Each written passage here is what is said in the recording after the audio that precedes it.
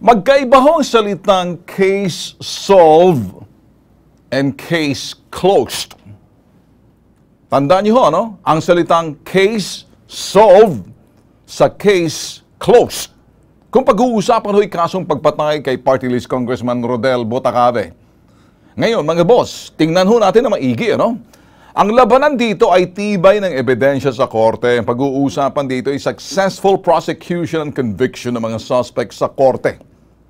Ngayon, ang hustisya ay makakamit lamang kung ito ho'y masentensyahan na at makulong na yung mga suspects sa pagpatay kay Congressman ay Party List Botacabe. Malaking papel na ginampanan ho ng Pangulo at pag-iingay ho sa media.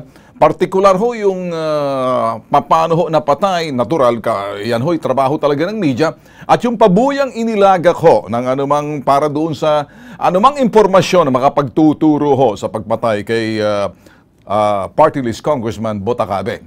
Ngayon mga boss, makakamtan lamang ang hustisya kung ang salarin ay maghihimas na matatabang rehas ng bilangguan.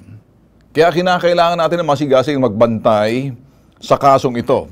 Dito, mga boss, titibay ang tiwala ng taong bayan sa mga alagad na batas sa bilis na pagkilos ho ng ating Philippine National Police.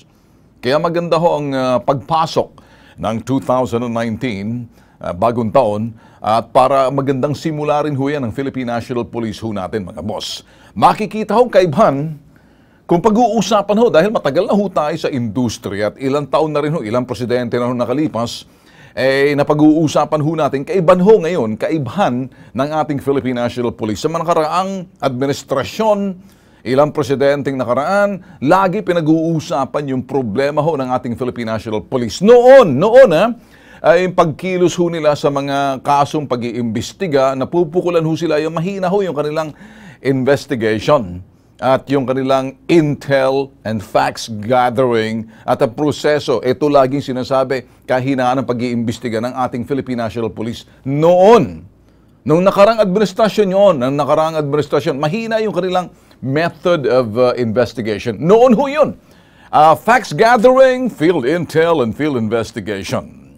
Ngayon, ipinakita ho ito ng pamunuan ho ng Philippine National Police ni General Oscar Albayalde at ang kanyang PNP. Kaya kung titingnan ho natin, talagang ay palakpakan ho naman dyan. Para alam, ayun, natutulog sa 2019 yung ating si Boy Jack.